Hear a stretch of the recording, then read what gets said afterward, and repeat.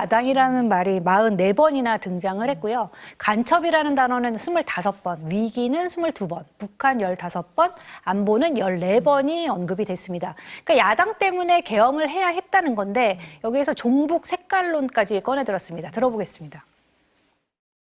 무려 178회의 대통령 퇴진 탄핵 집회가 열렸습니다. 거대 야당 의원들도 발언대에 올랐습니다. 결국 북한의 지령대로 된 것 아닙니까? 네, 여기서 이제 북한의 지령이라는 근거로 현재 재판이 진행 중인 민주노총 간첩단 사건 같은 이제 4개의 간첩단 사건을 언급을 했는데요. 북한이 이태원 참사를 계기로 각계각층의 이제 분노를 최대한 분출시키라는 지령을 민주노총 간첩단에 보냈는데 민주당이 이상민 전 행정안전부 장관을 탄핵소추한 건 그 북한의 지령을 받은 간첩단과 사실상 똑같은 일을 벌인 거 아니냐 이런 주장을 폈습니다. 나아가서 국회 탄핵소추와 이제 내란 수사도 북한의 지령에 따른 공작이라고 했습니다. 즉 북한과 반국가 세력이 연계를 해서 국가 안보를 심각하게 위협을 하고 있고 심지어 북한의 지시에 따라서 선거에 개입한 정황도 드러났다. 또 대선 직후에는 대통령 탄핵의 불씨를 지피라면서 구체적인 행동 지령까지 내려왔다는 주장을 반복을 했습니다. 그런데 이런 주장들을 하나하나 따져보면요. 근거도 희박하고 사실도 아니고 무엇보다 논리적 비약이 심합니다. 오늘 한 라디오 방송에서 이제 천하람 개혁신당 원내대표가 북한이 그 정도로 유능한지 잘 모르겠다. 만약 북한과 연관이 있다면 그걸 수사로 밝혀야지 비상계엄을 할 일이냐. 특히 야당이 탄핵을 선동을 했다고 하는데 탄핵을 할 수 있는 정당한 근거를 만든 게 바로 대통령 본인이다. 이렇게 꼬집었습니다. 변호사님, 근데 이제 헌재에서는 비상계엄이 위법했느냐, 위헌이냐, 뭐 이런 부분들을 따질 것 같은데 지금 문소영 기자 얘기를 들어보니까 부정선거, 북한 색깔론을 꺼내 들었거든요. 어떻게 봐야 됩니까? 그러니까 헌재 재판관들 입장에서 판단을 해봤을 때 윤석열 대통령이 이 최후 진술은 조금은 핵심에서 빗나갔다 정도로 판단이 될 수도 있습니다. 왜냐하면요. 지금 이 재판관들이 가장 주목하는 것은 실제 국회 봉쇄가 있었는지 아니면 체포조를 관련해서 지시를 내린 바 있는지 그리고 그보다 앞서서 만약에 비상계엄 그 정당성을 논하기 전에 비상계엄이 선포되는 데 있어서 혹시 절차적인 하자는 있었는지 이런 것들을 사실 법리적으로 다투는 것이 유효한 전략이라고 볼 수도 있거든요. 그런데 그럼에도 불구하고 윤석열 대통령이 저렇게 이제 색깔론을 이야기하면서 왜 내가 비상계엄을 선포할 수밖에 없었는지 이런 당위성에 대해서 계속해서 이야기를 하는 이유는 일단 이런 법리적인 다툼보다는 이런 정치적인 메시지를 들고 나가는 것이 좀 더 유효한 전략이다라는 판단이 있었을 가능성이 있겠고요. 더불어서 본인은 실제로 그 부분에 굉장히 좀 매몰되어서 그러한 정당성, 당위성이 있었기 때문에 나의 행동은 위헌적이거나 위법한 점이 없다라는 것을 실제 믿고 있고 이런 부분에 대해서 피력을 하고자 했던 것으로 보입니다. 일반적으로 변호인들 입장에서는 법리적인 다툼이라든지 이렇게 쟁점을 건드리는 것을 건의했을 가능성이 있는데요. 그럼에도 불구하고 피청구인으로서 판단에 대한 불이익은 모두 본인이 받는 것이고 어쨌든 뭐 굳이 따지자면 의뢰인이라 보니까 윤 대통령 입장에서 고집하거나 내가 메시지를 이걸 꼭 내야겠다라면 변호인단 입장에서도 만류는 힘들었겠다라는 생각도 듭니다. 그러니까 변호사님 말씀은 이 법리적인 부분보다는 정치적인 메시지에 오히려 힘을 줬을 가능성이 있다 이렇게 보시는 것 같습니다. 그런데 어제 최후 진술에 보니까 이미 사실이 아닌 걸로 밝혀진 그런 내용들도 담겼어요. 네, 그렇습니다. 그러니까 몇 가지 이제 짚어보면요. 고작 280명의 실무장도 하지 않은 이제 병력만 국회에 투입하도록 했겠냐, 계엄을 하려면. 근데 이제 뭐 아시겠지만 실제로는 국회 투입된 계엄군만 500명이 넘고요. 인근에 배치된 경찰 기동대까지 합치면 2,000명이 넘습니다.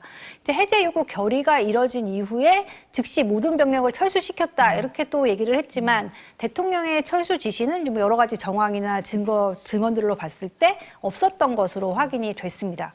또 국방부 장관에게 처음부터 비상계엄의 목적이 대국민 호소용이다 이렇게 얘기를 했는데 그래서 소수 병력, 비무장, 경험 있는 장병 이 세 가지를 국방부 장관에게 명확히 지시했다고 이렇게 말을 했지만 이게 진실인지는 윤 대통령과 김용현 전 장관만이 알 수 있는 내용이고요. 또 지금까지 이제 밝혀진 계엄 당일 상황과 증언들로 봤을 때 이제 꾸며낸 말이거나 거짓말일 가능성이 높아 보입니다.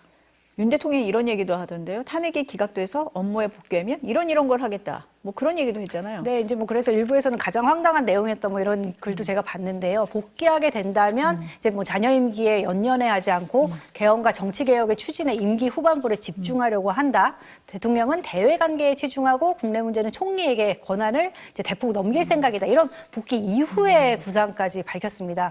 근데 불과 이틀 전만 해도요. 윤 대통령이 이제 최후 진술에서 임기 단축 개헌 같은 그 카드를 꺼내들지 않겠느냐 이런 가능성이 제기가 됐었거든요. 그때만 해도 윤 대통령 변호인단 측은 대통령 뜻과는 다르다. 탄핵을 피하기 위해서 조건부로 뭘 하겠다. 이런 건 대통령의 뜻이 아니다. 부인을 했었습니다. 윤 대통령은 이제 비상계엄의 목적이 국민 호소용이었기 때문에 이미 목적을 상당 부분 이뤘고 그래서 다시 계엄을 선포할 일이 없을 것이라고도 했습니다. 하지만 죄송합니다. 헌재가 탄핵 기각을 선택을 하는데 부담을 덜어주겠다는 의도로 보이기는 하는데 윤 대통령은 이미 계엄 직후에도 그 임기 단축 등을 포함한 모든 것을 당에 맡긴다고 네. 했었는데 결국 그것도 사실이 아니었거든요. 그런데 국민들은 물론이고 이제 헌재가 지금에 와서 이걸 믿어줄까 어렵다고 봅니다. 믿겠냐 이 부분을 말씀을 하시는 거네요. 오늘 대부분의 언론이요. 이제는 헌재의 시간이다 이렇게 쓰고 있더라고요. 이제 선고까지 어떤 과정 절차가 남아 있습니까? 지금 아마 선고 전까지 이 재판관들이 평일을 거의 매일 하루 종일 하게 될 것으로 보입니다. 그러니까 물론 지금 재판이 일정된 그런 변론 기일이 잡혀 있다면 기일을 소화하고 나머지 시간은 이제 평일에 집중할 텐데요. 평일을 거쳐서 재판관들이 이제 심증을 형성하게 되는 것입니다. 그리고 일부 재판관들의 경우에는 사실 이미 심증이 형성되어 있을 가능성도 높아 보입니다. 그러면 이제 그 의견들을 교환을 하는 것을 평일이라고 이야기를 하는 네. 것이고요. 그리고 그 이후에는 표결을 통한 이제 판결을 합니다.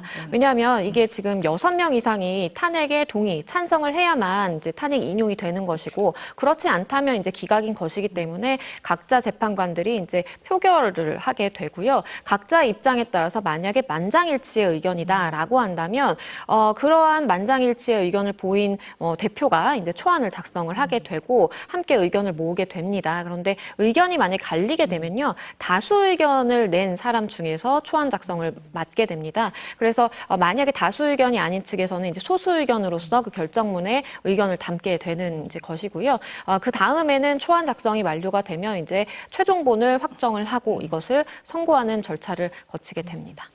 지금 평의라고 말씀을 하셨는데 그럼 평의에서는 뭘 제일 집중적으로 봅니까? 각 재판관마다 네. 아마 이제 중점적으로 보는 핵심은 조금 다를 수가 있겠는데요. 하지만 그러한 평의의 쟁점은 결국 윤 대통령의 이 탄핵 심판이 변론이 본격적으로 시작되기 이전에 준비기일을 거쳤잖아요. 그때 준비기일에서 정리된 쟁점들이 있습니다. 총 5가지로 볼 수 있겠는데요. 우선 비상계엄 절차 자체가 그러니까 비상계엄 자체가 위헌 위법적이지는 않았는지 그리고 그 두 번째로는 이 포고령 부분에 있어서 이 정당행위라든지 아니면 정치행위를 금한 그런 부분에 대해서 혹시나 위헌적인 소지가 있는지 그리고 세 번째로는 국회 봉쇄가 실제 했는지 네 번째 역시도 마찬가지의 이제 관점에서 체포조에 대한 윤 대통령의 지시라든지 실체가 있었는지 마지막으로는 선관위에 군을 투입한 것이 독립된 헌법기관의 가치를 훼손한다라든지 아니면 본인의 권한을 넘어서 위헌 위법적인 행동을 한 것이 없는지 이런 것들이 이제 보게 되는 것이고요. 만약에 일부 이러한 5가지 쟁점 중에서 위헌 위법적이다라고 판단되는 부분이 있다라고 하더라도 그 다음 단계로서 그러면 이 위헌 위법적인 행동이 과연 이 사람을 피청구인을 파면에 이를 정도인지 이런 부분까지 판단을 해서 의견을 정하게 됩니다. 그러니까 핵심 쟁점을 보고 중대성에 대한 판단도 하게 된다. 이런 말씀이시네요.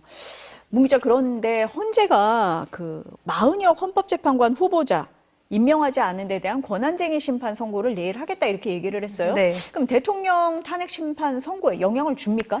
네, 그 헌재가 이제 내일 오전 10시에 마은혁 헌법재판관 그 불임명 권한쟁의 심판 사건을 선고를 한다고 예고를 했는데요. 앞서 이제 최상목 권한대행이 여야 합의가 이루어지지 않았다는 이유로 이제 마 후보자에 대한 임명을 보류를 했잖아요. 이에 대해서 우원식 국회의장이 국회를 대표해서 이제 헌재에 권한쟁의를 청구를 한 건데요. 만약 헌법재판관을 임명하지 않은 걸 이제 국회에 대한 권한 침해다라고 결론을 내리고 최상목 권한대행이 이를 수용을 해서 마 후보자를 임명을 하게 되면 윤 대통령 탄핵 심판에서는 이제 변론 갱신 쟁점이라는 게 발생을 한다고 합니다.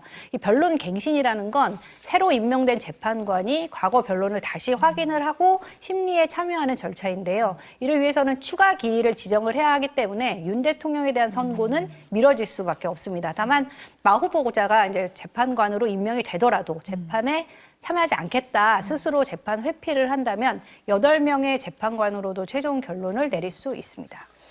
변호사님, 일단은 뭐 내일 결과가 뭐냐를 지켜봐야 되는데 좀 두 가지로 볼 수 있을 것 같아요. 그러면은 이제 임명을 해야 된다라고 날 때 최상목 권한대행이 임명을 바로 할 거냐 아니면 좀 보류했다가 할 거냐라는 게 있을 것 같고, 그리고 임명이 된 뒤에 마은혁 재판관이 이제 임명이 됐을 때 그 탄핵 심판에 참여할 거냐 말 거냐, 또 이렇게 두 가지로 볼 수 있을 것 같은데. 그렇죠. 그러니까 우선 만약에 이제 기각이나 각하로 결정이 된다면 뭐 그것은 문제가 없습니다. 윤 대통령의 탄핵 심판과. 그런데 만약에 인용이 된다라고 한다면 첫 번째는 최상목 대행이 그러한 헌재의 판단을 존중을 해서 당연히 이제 그 임명을 해야 되는 것이 맞는데 그러한 강제를 할 수 있는 절차는 없습니다. 그렇기 때문에 언제 임명을 할지 아니면 임명을 할지 말지는 결국 최상목 대행의 손에 달려있다라고 봐야 되는 것이고요.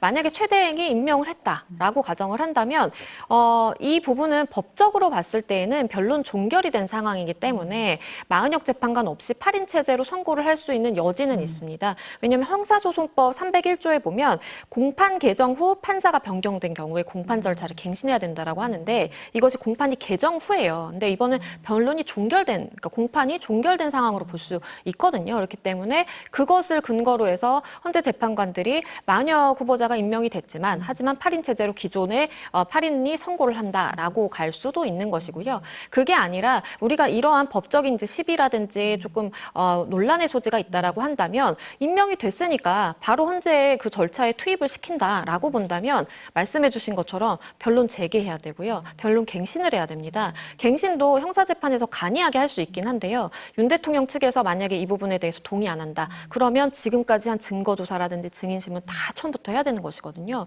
그렇기 때문에 헌재 입장에서도 좀 고민이 되는 부분은 있을 수 있겠다라고 보입니다. 내일 일단 선고 결과를 좀